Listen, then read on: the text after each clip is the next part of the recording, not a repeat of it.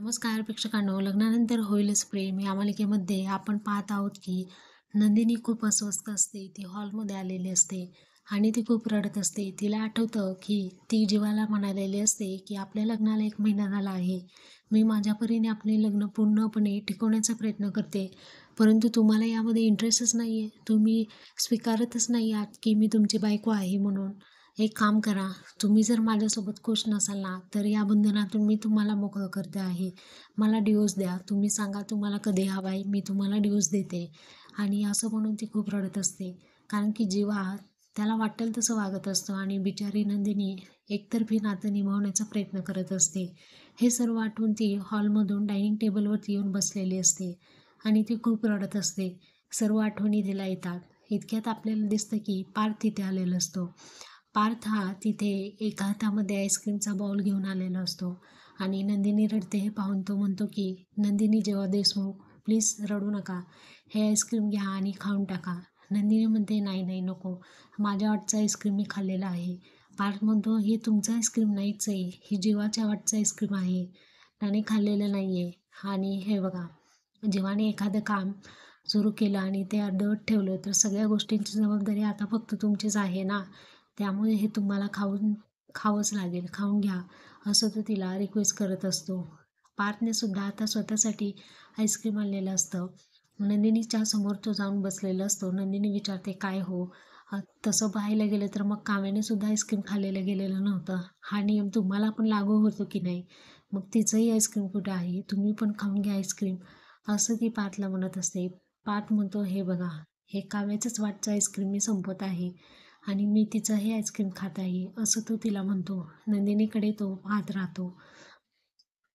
तिच्या समोरून जीवाच्या आठवणी ज्या असतात त्या शेवटपर्यंत मनामध्ये असतात आणि ती खूप रडत असते. खूप अशी डिस्टर्ब झालेली नंदिनी असते. हे पार्थला माहिती झालेलं असतं. नंदिनी आईस्क्रीम खात नसते पाहून पार्थ विचारतो काय झालं? अहो, आईस्क्रीम खूप छान आहे, काय करताय तुम्ही? गोड आईस्क्रीममध्ये आपल्या दुःखाची अशी खारट चव कशासाठी? तेव्हा नंदिनी कसंबसं आपले अश्रू पुसते आणि पार्थ हसूनच तिला समजावतं, हे पहा आपण जास्त इनिशिएटिव्ह घेऊन जी सरप्राईज पार्टी अरेंज केली होती ना, त्यानंतर आपण तरी का रडायचं हो?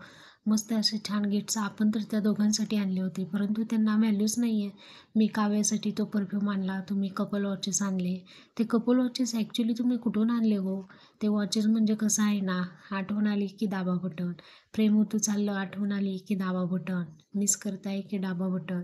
अगदी मला असं वाटतं तुम्ही हिंदी पिक्चर खूपच जास्त बघताय वाटतं, त्यामुळेच इतके रोमांटिक आहात, असं पार्थ म्हणाल्यामुळे नंदिनी हसते आणि म्हणते बोला जरा, मी जास्तच बोलतोय का, असं तो म्हणतो. नंदिनीच्या चेहऱ्यावरचा हसू पाहून पार्थ म्हणतो असंच नेहमी हसत राहा, आईस्क्रीमसुद्धा तुम्हाला गोड लागेल, डोळे पुसा, असं म्हणून समजावून सांगितलेलं असतं.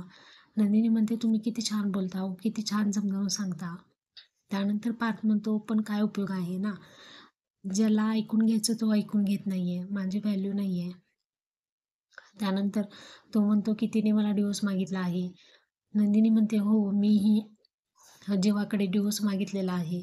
त्यानंतर पार्थ म्हणतो असं नाही करायचं, आपल्याला नाती तोडायची नाही आहेत, आपल्याला नाती जोडायची आहेत. मान्य आहे आपण आपल्या शर्तीचे सगळे प्रयत्न करायचे. जर का त्याने तुम्हाला डिवोर्स मागितला ना, तर द्यायचा नाही आहे. असं तो तिला समजावून सांगत असतो. जेव्हा म्हणतो पार्थ म्हणतो की जेव्हा कसाही बोलू दे, कसाही वागू दे, अजिबात मागे हटायचं नाही, हार मानायची नाही. आणि घरातले आपण दोघं मोठे आहोत ना, त्यामुळे त्यांना असं वाटतं की सर्व लाड या दोघांचेच होतात, सर्व काही प्रेम यांनाच मिळतं. ॲक्च्युली तसं नसतं. हे तुम्ही आता घरामधली मोठी मुलगी आहात, तुम्हालाही माहिती आहे.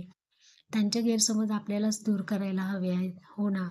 ते दोघंही खूप हट्टी आहेत, त्यांचं मत सोडत नाही आहेत. त्यांना डायव्होर्स रूपी बॉम्ब टाकायचा आहे आपल्यावरती आणि आपण या डायव्होर्स रूपी बॉम्बचं दिवाळीच्या कंदिलामध्ये त्याचं वर्णन करायचं आहे. त्यामध्ये आपल्याला कन्व्हर्ट करायचं आहे. तो सांगतो की माझे बाबा असेच करायचे. आम्ही जेव्हा फटाके वगैरे फोडायला मागायचो, तेव्हा बाबा हो म्हणायचे आणि आम्हाला आमचं लक्ष त्या दिव्यांकडे, पणतींकडे विचलित करायचे. आपलंही तसंच करायचं आहे. कारण जीवाने आणि काव्याने जरी डिवोर्स आपल्याला मागितला तरी द्यायचाच नाही. त्या डिवोर्स रूपी बॉम्बचं आपल्याला पणतीमध्ये आणि आकाशकंदलामध्ये, दिव्यामध्ये रूपांतर करायचं आहे. फक्त हो म्हणायचं आणि आपल्याला करायचं तेच करायचं. कारण की शेवटी नाती आपल्याला जोडायची आहेत ना, असं तो तिला समजावून सांगत असतो.